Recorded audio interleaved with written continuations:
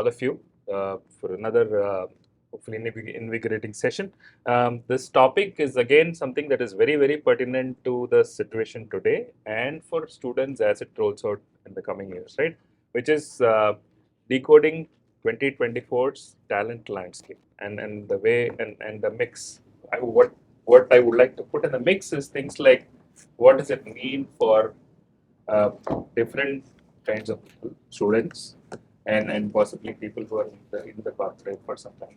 Right? And what does it mean in terms of how they understand careers and also how they understand the importance of or the role that the new technologies like AI can start playing. So it's a fairly wide landscape to cover. So I think first thing I would like to start with is something that I have been increasingly realizing is that we are all a human Venn diagram, right? Which is that we are a set of multiple things interests us. So I'm a teacher, but I also like to be doing consulting. I also like to be involved in development work. I will also like to be doing uh, uh, painting work. So there is each of us have multiple facets, but in the past, for various reasons, I think we have all had very linear ways to look at careers as well as interests and how. But now I see there is more opportunity for us to do a lot more, be more at any point in time, and with the advent of technology, it is making that a lot more possible nowadays as well. And also, companies are realizing that they are not waited forever. Yeah. So I think that's happening. So I would like to hear from you. What are some things that you think about? What are some of your perspectives, and what are some aspects that you think we should discuss about in this context? See, I'm just picking up from your point. Traditionally, it used to be career path. I enter pharma from assistant manager, general manager, VP, AVP, CEO. Okay.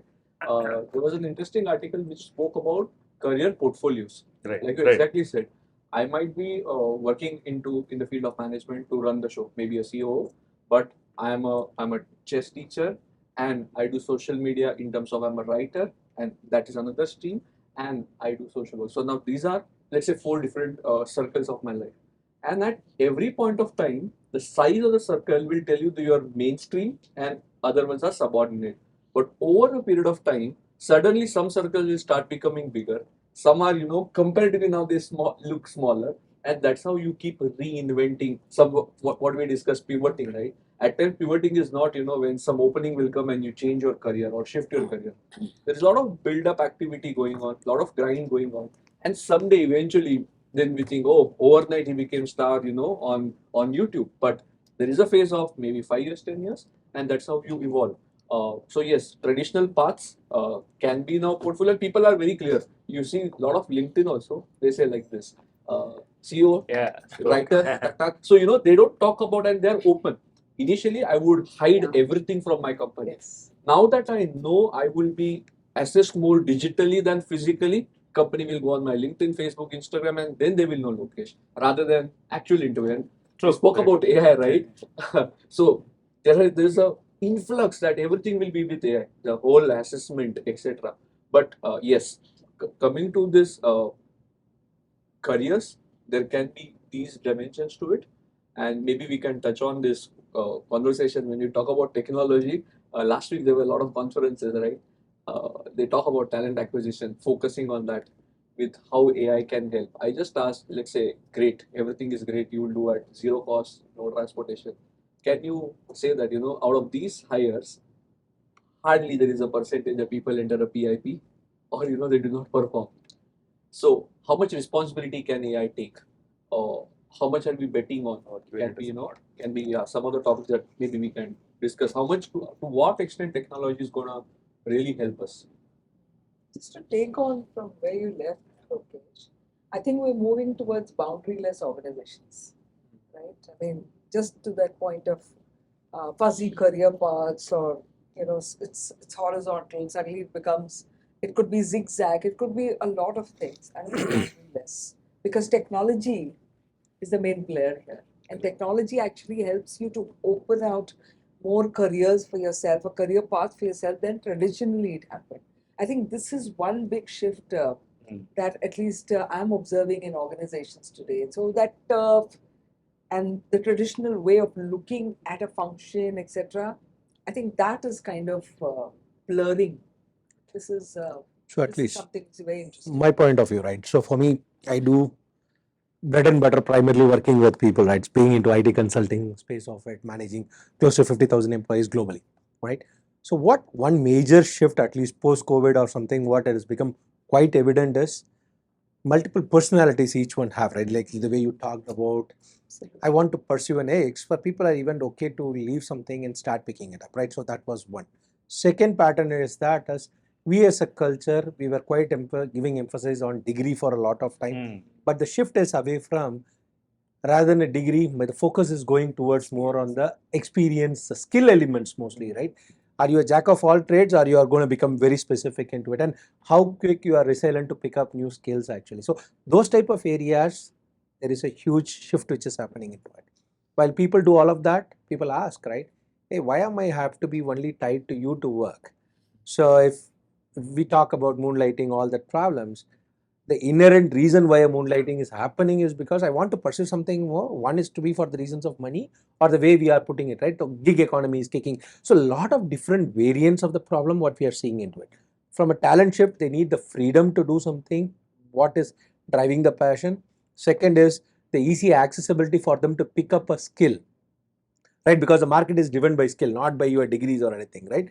So the skill is become quite easy to acquire, so they have more avenues for your Venn diagrams to make big or small. So all these type of things is making an interesting talent shift into the market. For us, for companies where we think, right, people used to stay for 5 years, 10 years to build my careers. Today, you have to see what's the max tenure you are getting from them, make the best of that period, right? While you do all the best elements to it, but there is going to be a good size of the crowd which is going to move around it. That's where your talent shift movement is going to come into play. All right, so that's one point what I just want to add from my side. In fact, I'll add three perspectives on the talent landscape. First, I think the future is about multitasking. Gone are the days where I started only doing one area. Today, people have to be open to multitasking. And how can I do? I am a finance person. How can I do HR? I'm a marketing person. How can I do supply chain? Correct. Yes. The second trend is just-in-time skilling.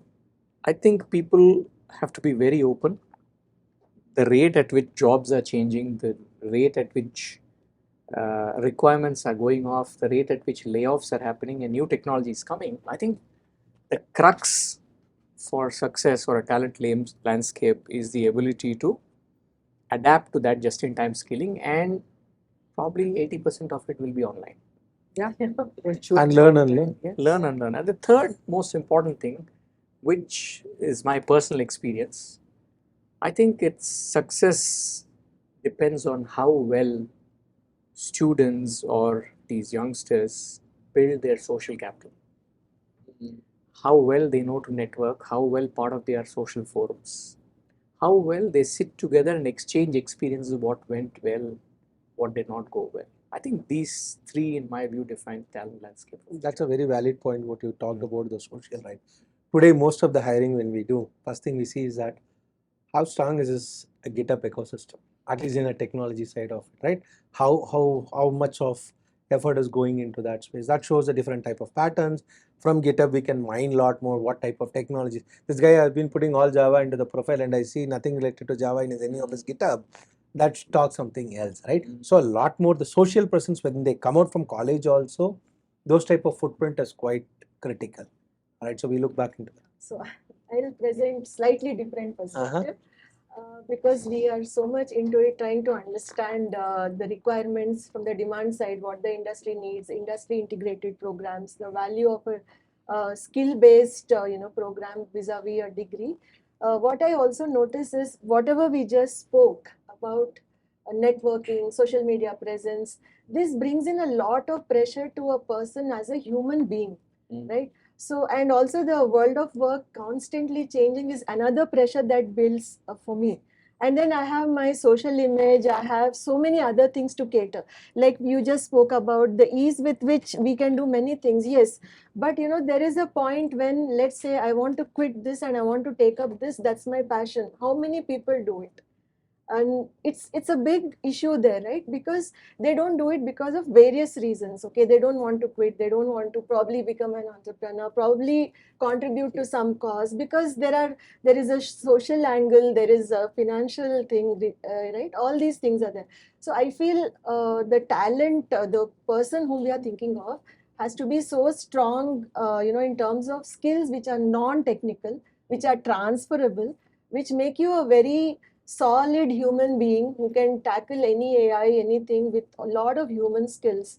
I think there I would rate all these, like, many skills which we talk about, 21st Critical century thinking. skills. There are so many people talk about, right? Like resilience, adaptability, growth mindset. There is a list of things. But to that, I would also like to add a strategic thinking. How many of us like do that strategic thinking? We feel it is some top leadership. No, but I feel everybody has to be initiated into it so that you take the right decision.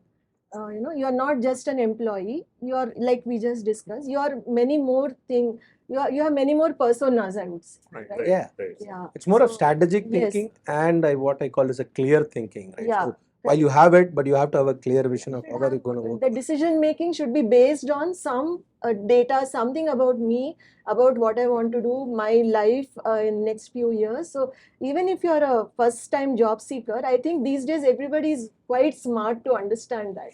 It's not like we just discussed, it's not like a path, it's not like that. But yeah, portfolios and like gigs and all that. So I feel, to just summarize all this, it's not careers in terms of ladders, horizontal or vertical. We should think there is no ladder actually. You might have to build it yourself. Career ladder is disappearing. Yeah, it's Lattice, disappearing. the career lattice that we Lattice, talk yeah. about. See, I think it's a disappearing thing. And just to take on from you, Madhuri, is this that today the landscape talks about being able to fit in various environments if you have to be there, or to find your own passion. But the one way to succeed, or one or two ways to succeed in any environment, is one, to be on top in terms of the problem solving skills. I think this is something which everybody is insisting that, no matter which profession you're in, are you solving for a problem? Number two is, do you have enough imagination? So these to me are already guiding and going to guide the future. And I'll tell you why. Most organizations today would either talk about a new product, which is path breaking, or it would talk about a new way of working, which is different, and also, financially it's viable for you because the fight is there on the table. And finally, they say that with all this, the clutter of the market, if you have to cut through, it is because you're either doing some great product or you're building something which is absolutely low cost, one of the two. And to be able to do this, your traditional skills are not going to help anymore.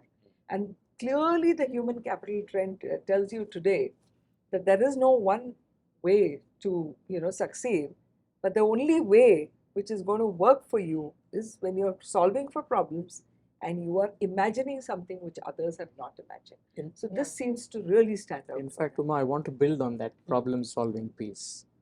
And this is more a messaging for these young management grads.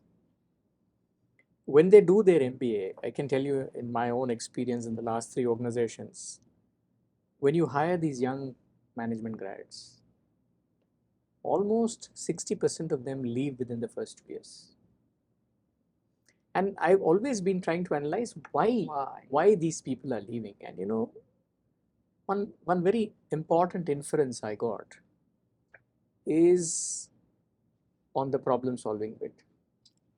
When they join a business, there is something called, there's nothing called a finance problem or an HR problem or a operations problem. I'm specialized in finance, I'm specialized in HR, and they come and they want to apply the concepts that they learned there. And there they realize that there are experienced people probably not holding the chip on their shoulder, but they've learned business by experience. So somewhere after this MBA was introduced, people became specialized. But students should remember there's nothing called an HR or a finance problem, but there is a business problem. And we are all here to solve that business problem. So I wanted to build on that and just one step ahead. When I'm solving the business problem, the best way for the youngsters is to remember that they have to be apprentices. Before MBA was introduced in 1901 by Howard, how did somebody learn business? I came, I worked with you, I was an apprentice. You knew the work.